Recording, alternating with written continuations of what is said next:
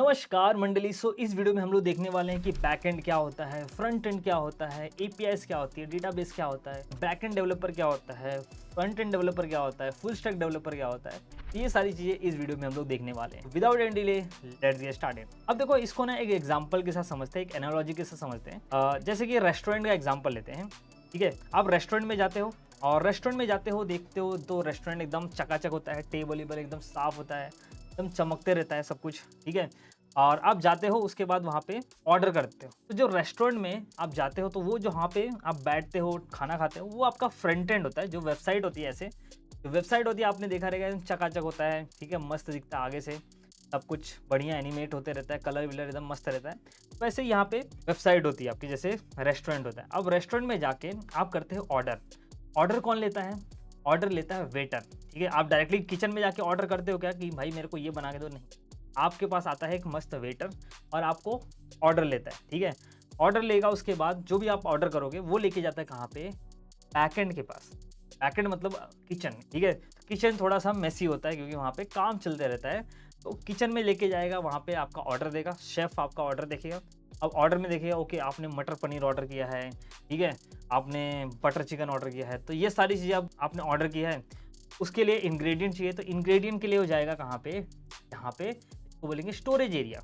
यहाँ पे आपका जो भी खाना रहेगा, जो आपने रिक्वेस्ट किया, उसके रिलेटेड इंग्रेडिएंट यहाँ में मिलेगा।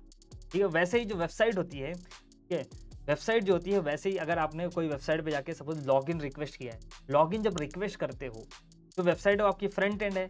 ठीक है, अब जो लॉगिन रिक्वेस्ट तुम कर रहे हो, उसमें पासवर्ड यूजर नेम डाल के, है ना, लॉगिन पे क्लिक करते हो, तो वो किसके पास जाता है? एपीआई के पास जाता है। जो भी आपने डेटा भरा है वो पेलोड होता है, वो एपीआई के पास जाता है। वो एपीआई क्या करेगा? उसको लेके जाएगा। जो जैसे वेटर क्या कर रहा है, आपका ऑर्डर लेके जा रहा है बैकएंड के पास, वैसे ही आपने ऑर्डर दिया मुझे लॉगिन करना है, तो लॉगिन का जो भी रिक्वेस्ट रहेगा वो एपीआई किसके पास लेके जाएगा? बैकएंड के पास।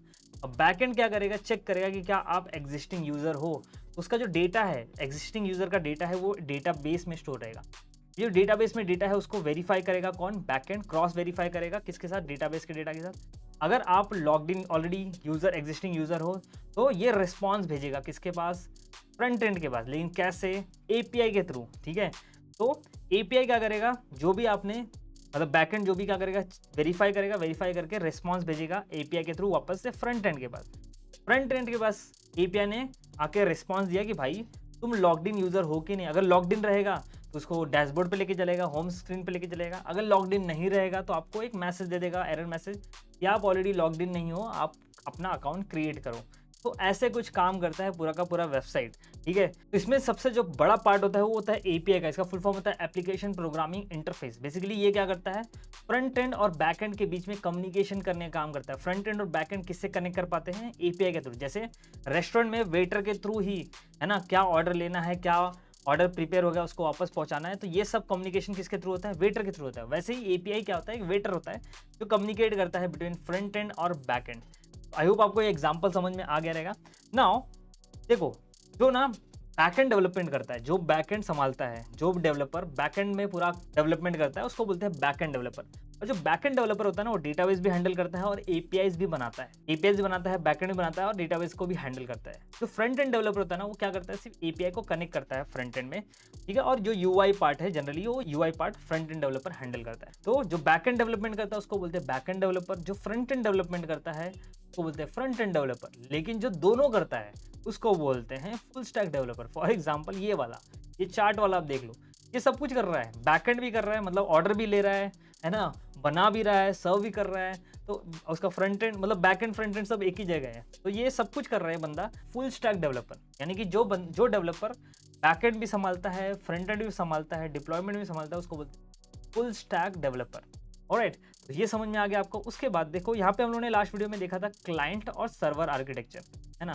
तो क्लाइंट सर्वर जो आर्किटेक्चर है, उसमें जो क्लाइंट होता है वो आपका होता है फ्रंट एंड, यानी कि जो वेबसाइट जो यूजर को दिखती है वो होता है फ्रंट एंड, है ना। उसके लिए यूआई बनाना पड़ता है, यूआई डेवलपमेंट है ना, वो भी सीखना पड़ता है। उसके लिए आपको एचटीएमएल, सीएसएस और जावास्क्रिप्ट सीखना पड़ेगा। ठीक है, और जो स्टाइलिंग है थोड़ा और फास्ट करने के लिए हम लोग यूज़ करेंगे टेलविन सीएसएस। ये फ्रेमवर्क होता है, पहले बूटस्ट्रैप ज़्यादा फेमस था, अभी टेलविन चल रहा है। ऐसे ही आते जाते रहते हैं फ्रेमवर्क्स। तो अभी टेलविन सीएसएस चल रहा है, तो हम लोग ये देखने वाले हैं टेलविन सीएसएस का फ्रेमवर्क। और उसके बाद अभी फिलहाल के लिए एक फ्रंट एंड का काफ़ी अच्छा फ्रेमवर्क चल रहा है रिएक्ट जेएस, और भी है एंगुलर जेएस है, व्यू जेएस है, लेकिन रिएक्ट जेएस काफ़ी ज़्यादा मार्केट में अभी चल रहा है। तो हम लोग सीखने वाले हैं react JS framework for front end development, ठीक है। इससे एपीआई इंटीग्रेशन ये सब बहुत ज़्यादा ईजी होता है। ऑलराइट, उसके बाद नेक्स्ट जो सर्वर है अपना, है ना, जो बैकएंड है, जो सर्वर बोलते हैं हम लोग, उसको हम लोग बनाएंगे नोड जेएस में और एक्सप्रेस जेएस में। इसके लिए नोड जेएस और एक्सप्रेस जेएस यूज़ करने वाले हैं।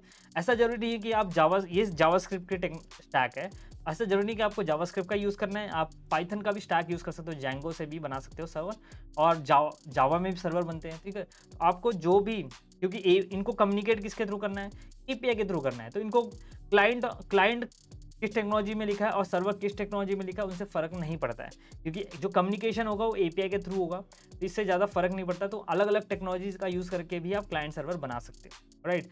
तो फिलहाल के लिए हम लोग यूज़ करेंगे नोड जेएस और एक्सप्रेस जेएस फॉर सर्वर, ठीक है। एंड डेटाबेस के लिए आपके पास ऑप्शन होता है, मोंगोडीबी यूज़ कर सकते हो, पोस्टग्रेज एसक्यूएल यूज़ कर सकते हो और माई एसक्यूएल यूज़ कर सकते हो।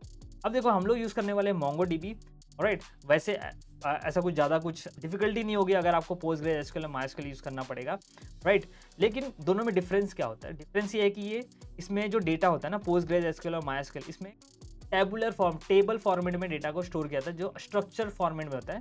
लेकिन जो मोंगोडीबी होता है इसमें अनस्ट्रक्चर फॉर्मेट में डेटा स्टोर होता है जनरली, ठीक है। तो ये हम लोग मोंगोडीबी देखेंगे, और हो सकता है अगर टाइम मिला तो हम लोग पोस्टग्रेज या माईएसक्यूएल का भी एग्जाम्पल देख लेंगे कहीं ना कहीं। और उसके बाद हम लोग बनाएंगे एपीआई, मतलब अपना कनेक्ट करेंगे क्लाइंट और सर्वर को एपीआई के थ्रू, और इसके लिए, और एपीआई टेस्ट करने के लिए एपीआई सही चल रहा है कि नहीं चल रहा है, उसके लिए यूज़ किया जाता है पोस्टमैन जनरली।